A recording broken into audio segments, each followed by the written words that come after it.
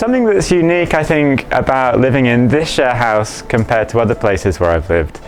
is the management hosts lots of events which really help kind of glue everyone together and make sure that it's really like a kind of family feel between the members. So it's really easy to make close friends here. なんか暮らしとしましてはもう本当に、海外の方がスーツケース身一つで来てもすぐ暮らせるようにもう、お部屋にもベッドだとかあと机冷蔵庫インターネットあと、キッチンの方にも調理器具とか食器とかすべ揃っています。この尼崎の物件に関しては今約 3,4 割が海外の方です。私はソーシャルレジデンスは友達にも広めていきたいなって思ってます。広めたい理由はやっぱりシェアハウスの中がすごい綺麗なことと壁が薄くないから隣の人の声が聞こえない。I chose the share house partly because of the facilities like the movie theatre room and the gym. あと2階にコワーキングスペースお仕事できるスペースです。で3階にサロン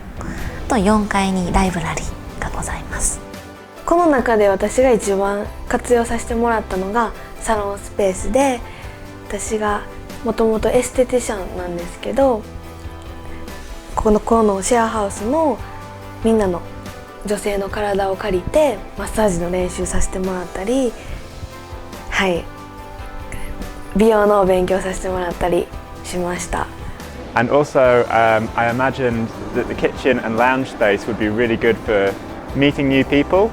which was important because I came here not really knowing anyone in Japan. ビジネスをやってる人だったらいろんなセミナーであったりとかをできるのでこのせっかくいろんな施設があるのでその場所を提供してみんなが入居者さんが入居者さん向けになんかレクチャーできるような、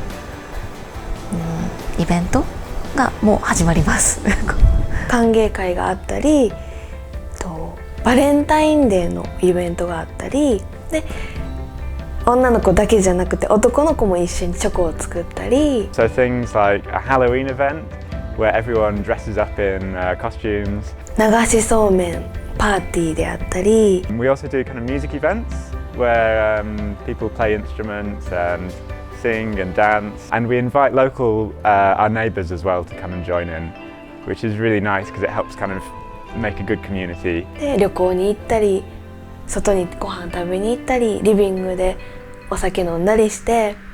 いろんなその人のお話聞いてで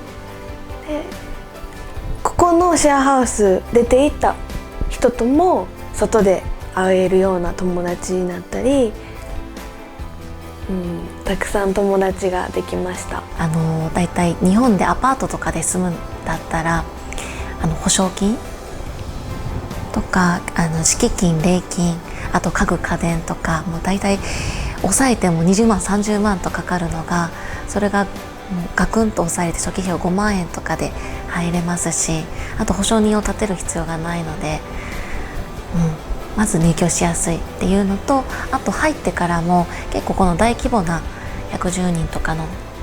シェアハウスですともういろんな人が助けてくれます。はい。It's been really good. Yeah, I've made my best friends in Japan in this share house. I think it's a really good place to live.